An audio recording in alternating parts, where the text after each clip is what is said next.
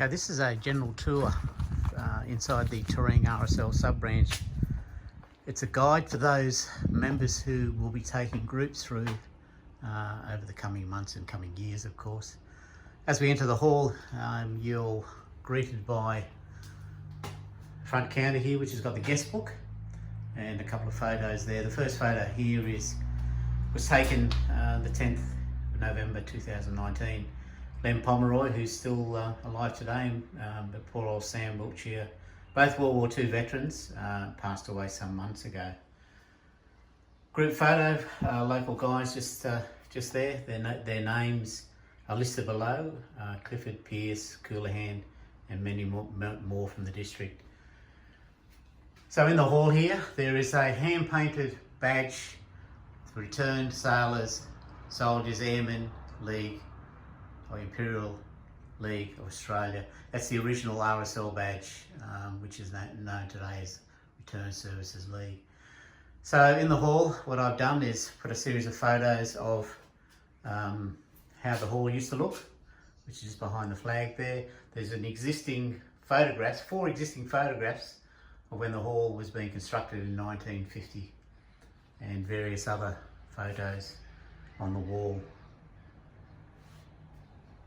One particular frame print is the 2016 Community Event of the Year, which is the Lone Pine, or the Battle of Lone Pine ceremony at the Sisters, which we were involved with. So when you're talking to people, just point out the photographs, the certificate, and the reason why they are actually in the foyer, because it's very important to show these, what the hall looked like, and of course those men constructing it back in 1950. We've also set up a display cabinet which is full of goodies, which are for sale, so please point that out as well. The combination on that is 000, so you can't miss that. So when you step into the hall, firstly come round to the left, and we'll come over here to the to this wall here. And as you'll see, the comrades table, that's for the comrades that didn't come home. It's always set in place and to remain like that for as long as the hall is going to be here. How I've created this, it tells a story. So first we start off with is the past RSL members. Look, there are names on the photos, what the hall used to look like inside, tin shed really. So just talk about that. So as we go along, we've got more photos. These are prior to World War II. There are names, local names, of some of those light horsemen that did ride their horses and were part of that particular light horse brigade. Most of the artefacts here, or memorabilia, does have where they've come from. This is an old push bike which was donated by Ian Cooper. The photograph is donated by Kieran Glennon. It's the Terang Cycling Club, dated 1930. And amazingly, that's the trophy from that particular race.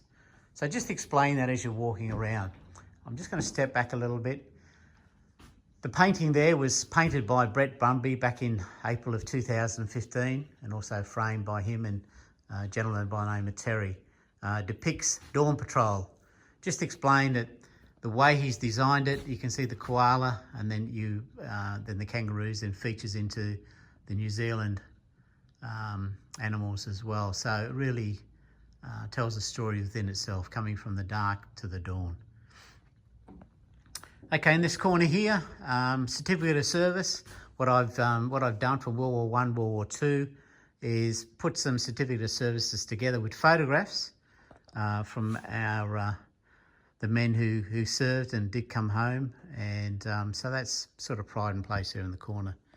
I've just placed this here. This is an example of some Vietnam era webbing kits, so it includes various pattern types. Okay, in the corner here, apart from the comfy chair, a little bit of a library, some Anzac biscuit tins, and they're pretty self-explanatory. On the wall here, 4 brothers, the Rutter brothers. One of them sadly was killed in action, and but the other 3 did come home. And on the wall you've got various other photographs and citations. Mr. Danby was part of the RSL, 2 brothers. One won a DCM, Distinguished Conduct Medal, He served in the British Army, and then his brother served in the Australian Army, and he won a military medal for his bravery as well. So this now comes into our various cabinets, and in this particular cabinet here, just get out of view, just various little artefacts, slouch hat, a little statue there of a digger, and some other information there, the Anzac book. But what I've done too is placed where they've come from. So just explained that things like this is from Beryl Wilkinson of Terang. Her father, 1423, Charles Wilkinson, served in the 4th Light Horse and was at the charge of Bathsheba. So it's really important that you talk about things like that, because Beryl is part of the community. You've got various other certificates on the wall here, frame photographs, Mr. Turner, who was part of the Terang RSL, he died in 1979. And as we come along here, it's a very interesting group here, belonged to Sergeant Douglas Wilkie Blackburn. He's 4th Division of the 14th Battalion. Well, Mr. Blackburn won a military medal in Ascension Wood in 1918. His citation is there, a very gutsy citation. He was a Lewis gunner, hence the small plaque here. And his family donated the medals, and we had a small ceremony here a few years ago, back in 2016. So just talk about that, it's really important. The next cabinet, there's a couple of photographs there and certificates to honour the brave, and certificates from the Shire of Haysbury, Victoria. Anyway, you guys, when you walk through, just read the certificates. They belong to relatives of Les Morgan. Of course, sadly, Les passed away here in February of 2020. But Les donated, and his family, the family medals, which are encased here in the cabinet. Just above that, this is a really sad story about 2 brothers, the Kieran brothers. Now, what I've done for information, instead of me going through it, there is an information pack. So when you're taking people around, just open the pack up and you can talk about the 2 brothers. And of course, Mary Johnston was the girlfriend of Paddy, who was sadly killed in action. Just above it, you've got more Anzac tins. I placed those up there just to fill in the gaps. It's got some bits and pieces donated by Eric Hansford from Noorat. Another old World War I book called Chums. As I said, each cabinet tells a story, and what I've tried to do is where the items have been donated, put who actually donated. So here we are on loan from Gary Clifford and family 2018. Of course, Peter is now passed away, but served as a national serviceman. And those items there also belong to the Clifford family. There's a small dedication here to a Private Welsh who sadly never come home from the Second World War, and a lovely portrait photo of him and his wife. That's a really nice little dedication to him and to his wife. Okay, we go into the World War I cabinet. We can start at the top. Medals to the Gleason boys. One of the Gleason boys, Thomas, he come home, but his brother, John Finn, was killed at Marquet Farm in France. You've got a death penny, and it's called a memorial plaque or a death penny that was issued to the families on the death of a soldier overseas. Also, you've got a Lewis gunner there, carrying his Lewis gun. Mr. Blackburn would have been carrying his Lewis gun over the shoulder, and hence that particular statue. Okay, just here you've got a couple of diaries, which are really, really important to talk about. Albert Charles Long served in the 7th Battalion during World War I. Well, that diary here is an account from landing on First Light of Gallipoli. Really important to talk about that. There is a copy of the diary inside the back office, and what I'll do is I'll place it on top of the piano here, and you can read some of the extracts. So down through the cabinet, at the back you've got 2 groups of medals, World War I and World War II. The reason for that, it's Frank Roddy. He was a member here at the RSL, the secretary at one particular stage, and there his son's medals there as well.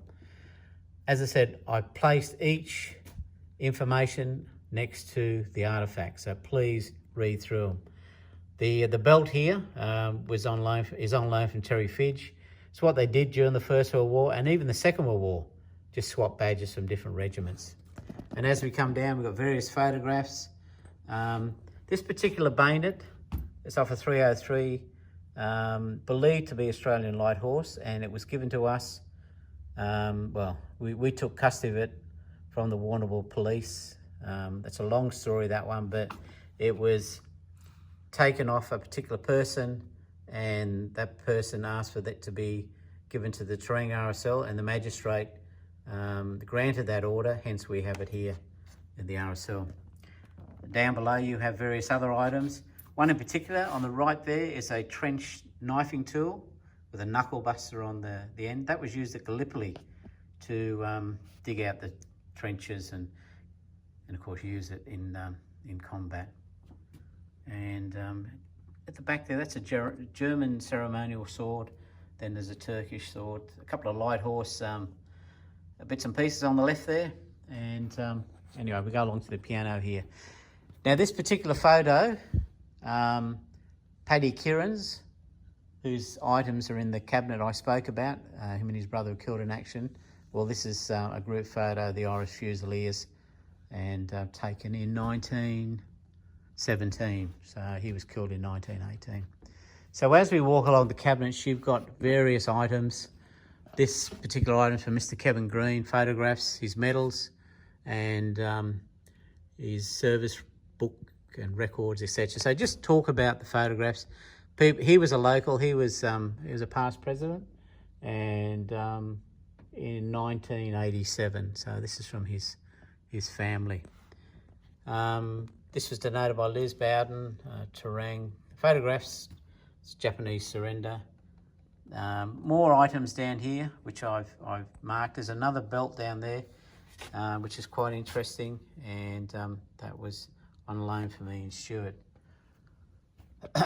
This next cabinet, you have more medals, which are donated by the Cleary family, and then you go down and there's more items there, which were donated or on loan from Pam Bell and family. Trooper Hammond, this is donated by a family from Allansford, and so he was a Boer War veteran. And a beautiful quilt, which was donated by Les Morgan's auntie, which is really lovely, and of course more Anzac tins. But as I said, when you go through each cabinet, it's all pretty self-explanatory who the items are on loan from or they've been donated from, and more tins there. These particular group are the medals of Sam Wiltshire on the left, Pacific Star, War Medal, and of course Australian Service Medal. On the right, the service medals of Sam's brother-in-law, which is a War Medal and an Active Service Medal. Down here, it's just a new item that's been put in. John Carroll had donated that, and it's just an Allen's tin, obviously full of sweets. So up here, there's a couple of various photos of our memorial, which I coloured in, taken back in the 1930s. A couple of more Anzac tin. This here is a World War I bedside X-ray apparatus manufactured by Waite and Bartlett in the USA, donated by Ian Cooper.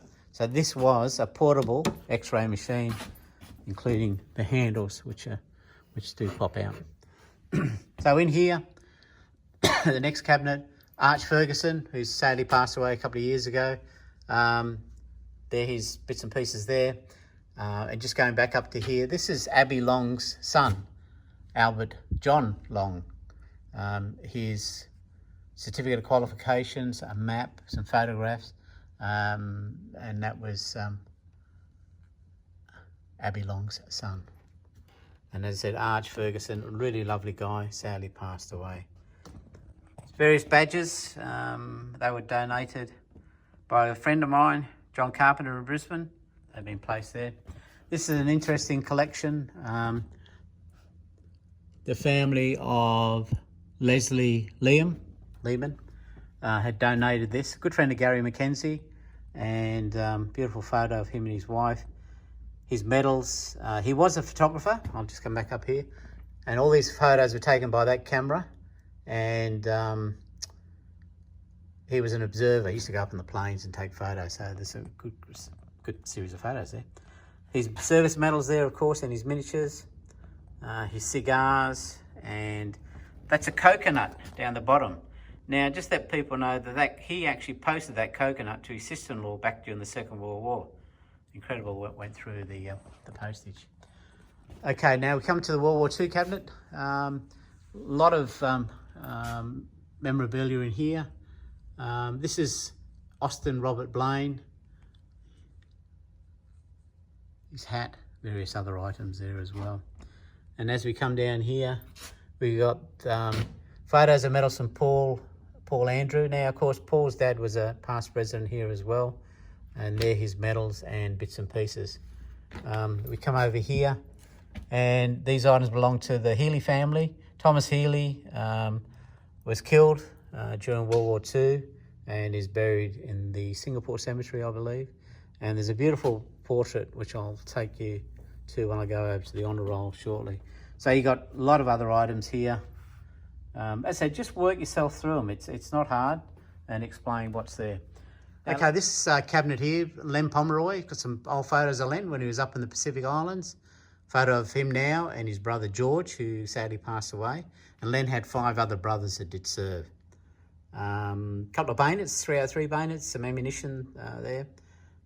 Some rocks which were collected, donated by Morris Maloney from Hellfire Pass, the first 2, and on the right from Jared Lee from the Kokoda Trail.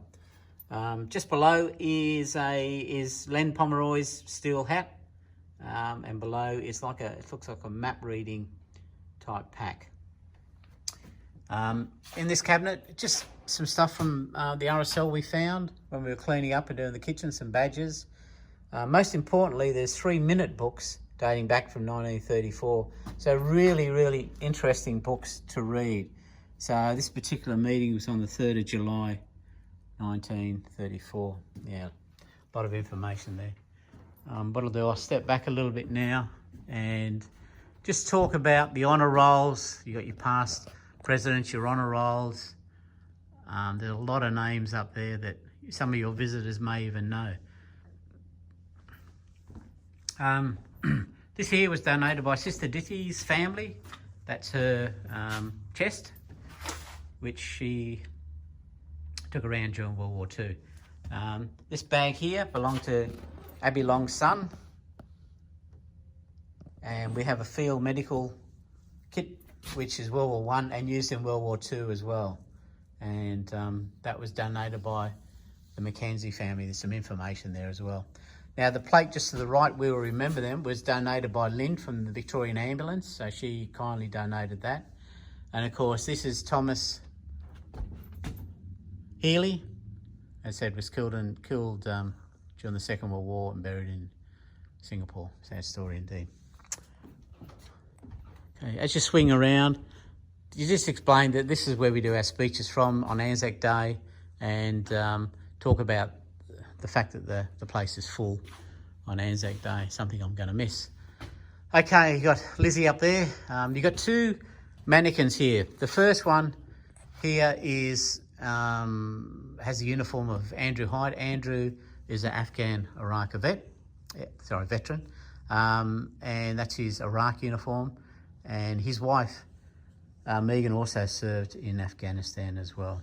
Just to the right, we have a World War I digger, a set of medals, First World War medals. He's wearing a Pattern 8 webbing kit, carried his ammunition, his water bottle, you name it, he carried it there, and his 303 is next to him. This is an interesting artefact. Sergeant Podger, 3rd AMT company, I think it's Army or Mechanical, I think it is. I think he was part of the, like a Ramey, if I remember rightly. Another chest here, Peter Molan from Terang donated that in 2018, which is great.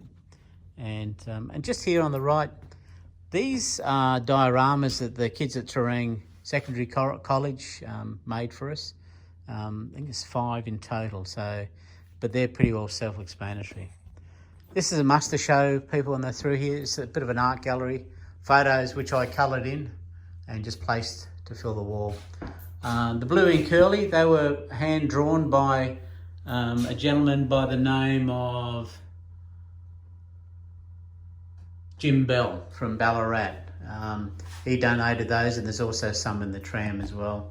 The quilt was donated by Les's auntie, Lynn, and it certainly stands pride and place in here. You can quickly show them the toilets as well, because that's all been set up with all photographs and posters and things like that. So really important to bring them down here. And as you can see, the hall is set up for presentations, etc.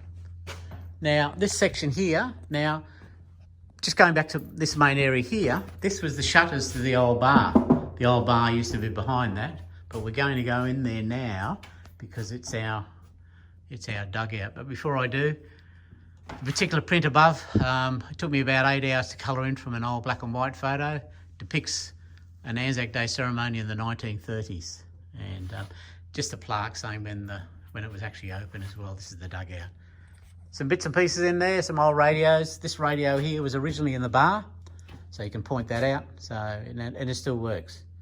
And this here belonged to Arch Ferguson. He was on Catalinas during the Second World War. So what we'll do now, we'll pop into HQ dugout. This was built, the first stage was built 2017, I think. This was the old beer storeroom. So now it's a communication dugout. You can also point out the rising sun. The wood from the old Sisters tree, the old lone pine of the Sisters, which blew down many years ago, a few years ago actually. Chris Pretlove is an arborist. He actually put that together for us, which is great. Just explain to them, the dugouts were usually down about 20 or 30 feet from the main trench line where they used to come down, but what I've tried to do is try to set it up where it had a little bit of realism and the feel about being in a trench or a dugout system. So it's a communication, old typewriter. Some of the stuff aren't a period, but we certainly did the best we could. A few artefacts there as well. Just a brew point, just setting it up there, stretcher. You had a look at the 3 dioramas out there. This one really stands out. This was Charlie Doofus actually did this. Fantastic job he did. This is the German trench line here. Sorry, German trenches, yep. And this is the British, and this is what they call no man's land here. Jessica Fowler, a local artist, painted that for us a couple of years ago, and that certainly sits pride in place there. Now we go into the old bar, which we call Anzac Rest now. This has been set up as a memorial area. We got a grant to get this done a few years back, and it was finished in 2018. Just got a series of bunks and things like that. But when you walk in, really important to point this out. This is a kit bag. It belonged to Nurse Tyers from Borken. Her grandson donated this to us, and so that's its pride and place, the best place I can actually put it. Another diorama from the Terang Secondary College, and on the memorial wall, the first one, this soldier here, believed to be Henry John Beams, World War I, donated by Nina Duffield and family. So that's a relative of theirs. Private George Parker sadly died of wounds and didn't come home. And Daniel Mead. We do have Daniel's medals and death plaque. I'm just waiting for some other information which is being put together for me. So we'll hopefully have that hanging up before I go. This is a TV which is used as an interactive session. So if you have visitors, it's just a matter of turning it on. The remotes are just down there, okay, and use it. And you've got a speaker system up there. To turn these spotlights on, just come over here and use the switch. There's a Blu-ray player there. It's the remote for the TVs there. The Blu-ray is there, and you can't go wrong. Now down here is the tunnel system. So you can open up that. The key is in the little box just there. So just open that up, and when you turn that switch on just up there, the lights will come on, and it's a full tunnel system all the way to outside the building. So this is looking back on it. You've got a couple of bunks there. It just sets the atmosphere where, as I said, they were normally 20 or 30 feet below ground being protected. And when they were called to go back to the trench, they'd go back up instead of us going out the door. Another first aid box donated by Lynn Patzel at Nurit. And normally they spend a bit of time in here, people just walking around. Okay, here is current day, or Vietnam to current day. And we haven't forgotten about Korea either, but I don't have any memorabilia from Korea. So just talk about the different mannequins. Another painting which was painted by Brett Bumby of Terang. And you got items which have been donated by the Fitch family. Barry Seeley, who's a good friend of mine up in Brisbane. You have a small TV here which was donated. Now these TVs have USB sticks in, so you can play a lot of Vietnam stuff. I put a lot of Vietnam footage and things like that, so have that playing as well. Pretty straightforward. You have a remote. Okay, you turn it on. Turn the power on down here, guys. Okay, this power is also for the dugouts as well. Okay, and I bet you I haven't got it plugged in.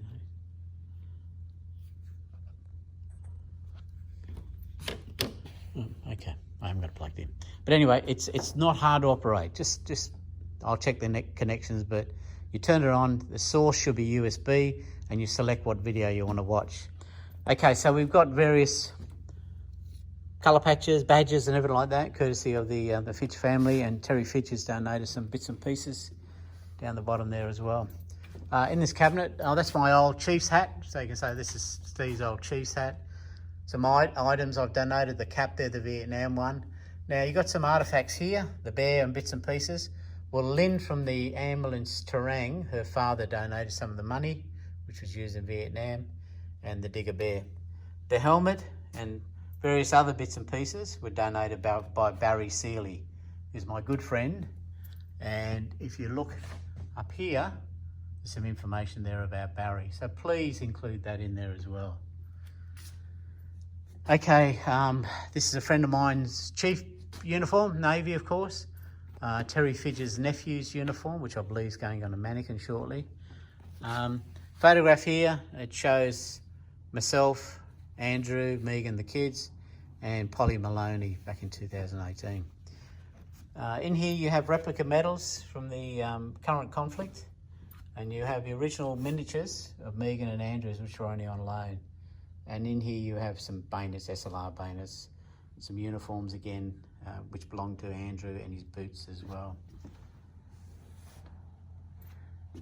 And also, it's a bit of a mess with the tables, but they're being set up for a do. Now the new kitchen and toilets were installed in 2018. We've dedicated the kitchen to the ladies, hence the ladies auxiliary normal rolls are there, or honour rolls, sorry. And in here you have the diaries, which go back to 1941, and just a little bit of a setup there. Watch my legs. And some photographs when Dan Teen officially opened the new kitchen, which is there, guys. So it's really important to mention the ladies.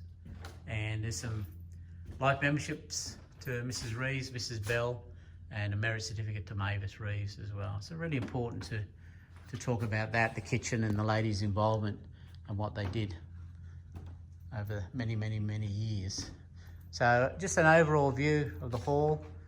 And of course you can show them into the back room as well, which is really important because it's our area, it's our meeting room, it's a common area.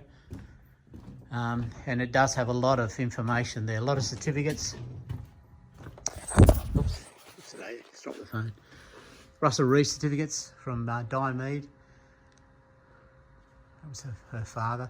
And this is called the Russell Reeves meeting room. And various other artefacts, in particular Len's Pomeroy.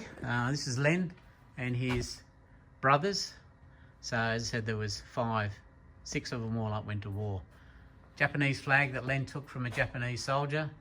And this was retrieved, the Italian flag retrieved in North Africa by George Pomeroy, Len's brother. Photograph of Arch up there. Another multimedia TV. And And the whole idea of this area, it's a common area where you can sit, relax and read books, etc, etc. But sadly it doesn't get used very much, but it's set up. So you can just show them there, and as I said, that's our meeting room table. Various prints around the wall. Mr. Trickett donated those back in the 1930s. So there's 1, 2, 3, a good dozen or so. So they were donated. And how I found that out was in the old minute books. So as I said, when you're taking people around, just you yourself, just try and gather as much information as you can. As I said, I've set it up in such a way that you can read off where majority of the items that have been donated or on loan are in the cabinet. So, as I said, it's really important that you try and digest it over time. Okay, so, all right, this is the first segment of the of inside the hall, and I'll proceed outside to the tram now. And but as I said, it's really important that you need to keep this going and let people know what we've done and why we've done it. We've done it to remember and respect. So with that, I just hope you watch all the video.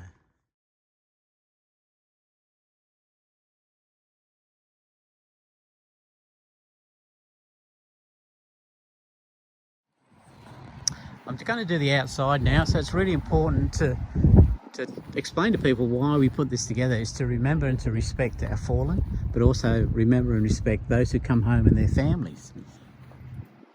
First, here we have the memorial to the service nurses.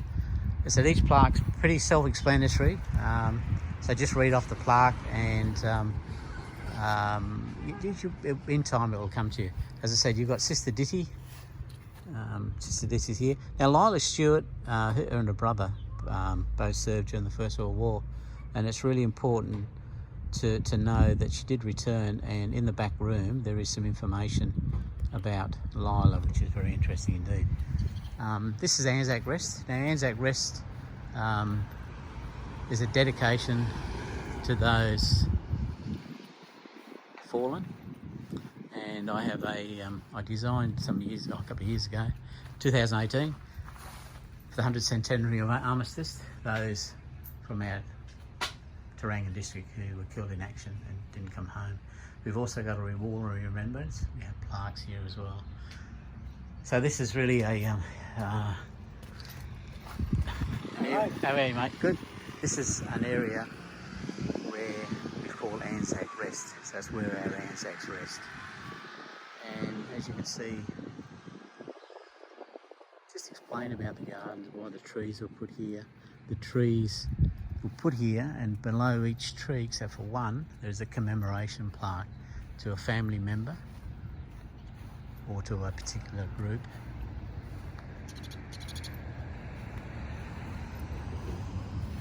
Yeah, so as you walk around the gardens, it's really well kept at the moment. Yeah, it's just really nice. And of course, there's the tram, Tram 871. It's now finished, complete, and the guys have done a great job on the restoration of the tram. And but just before we go over there, this is a fire pit donated by Brett Bumby and Kat before they left for West Australia, and that gets used especially on dawn service. And yeah, it's certainly a fitting tribute to our memorial. The memorial here back in 2016, we had Remember Vietnam commemoration service, and we had the family of Private Paul Navari, formerly a Crawley from Terang, and so that there is a dedication to him. A lot of sponsors here. That particular rock come from Molins. They've been a great sponsor over the years, and so it's good to plug those who have sponsored us. And various plaques that are around the tree. The names are on there, and people just walk around and read the plaques. Yeah, so with the tram, I'll go up into the tram now, and we'll talk about how it's been set up inside. Outside's all finished. The decals have been put on, which is great, and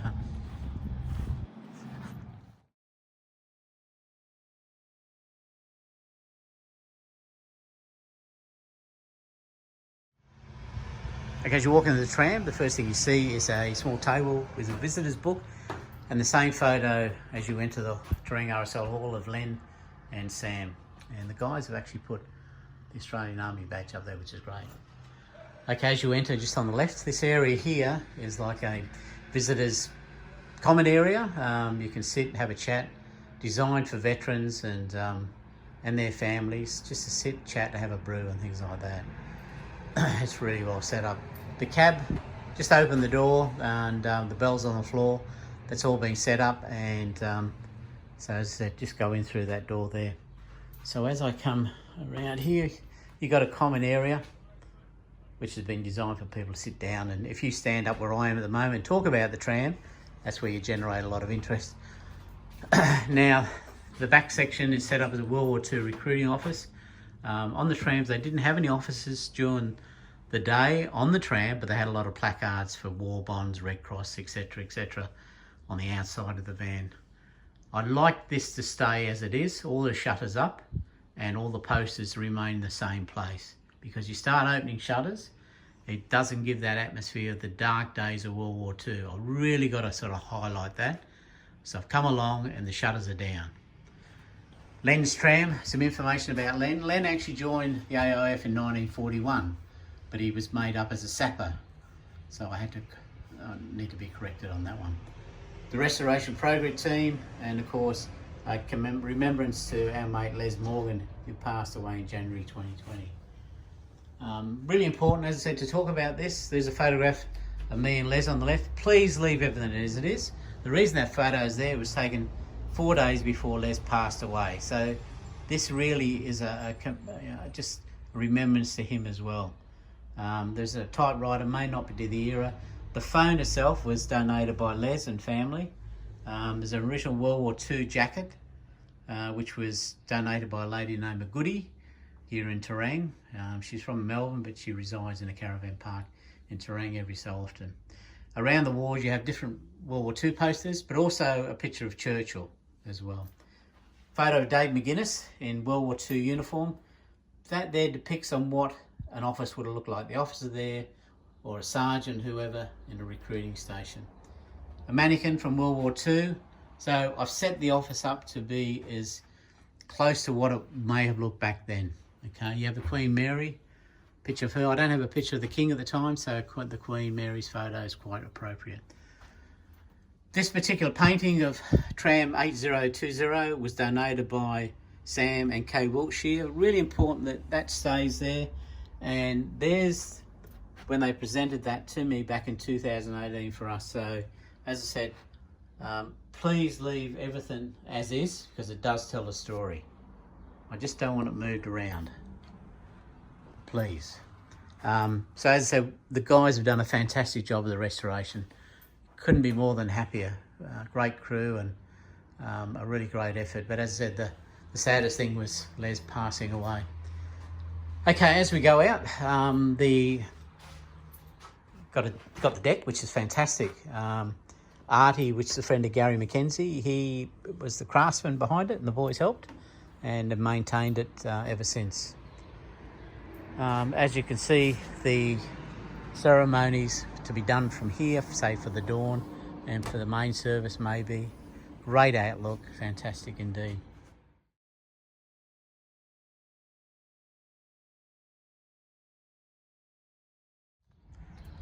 Okay, so these represent Royal Australian Navy, Australian Army, Royal Australian Air Force and Women's Auxiliary. So the Memorial Rose Garden is dedicated to all those servicemen and women who fought for our freedom, to those who served on the home front, those who'd made the supreme sacrifice, everyone from the Boer War to peacekeepers. So really important to highlight that as well. And just mention that the lights do come on the tram at night, and as well as Andrew Rest as well. This is our sign here.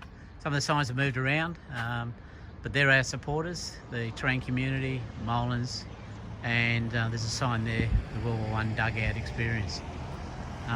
There is a pedestrian entrance here, so just highlight that, you know, if you're in town or people are in town that want to come and sit and have their lunch, they can sit in Anzac Rest and have their lunch and just enjoy it.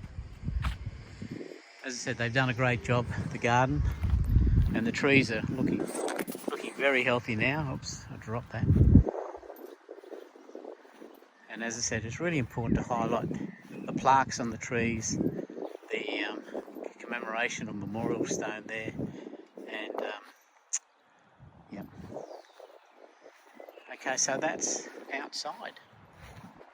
A lot of work's been done over the years, not just by myself, but a lot of other people, and still ongoing, which is great. So now it's here forevermore. So with that, I'll just pan across the tram.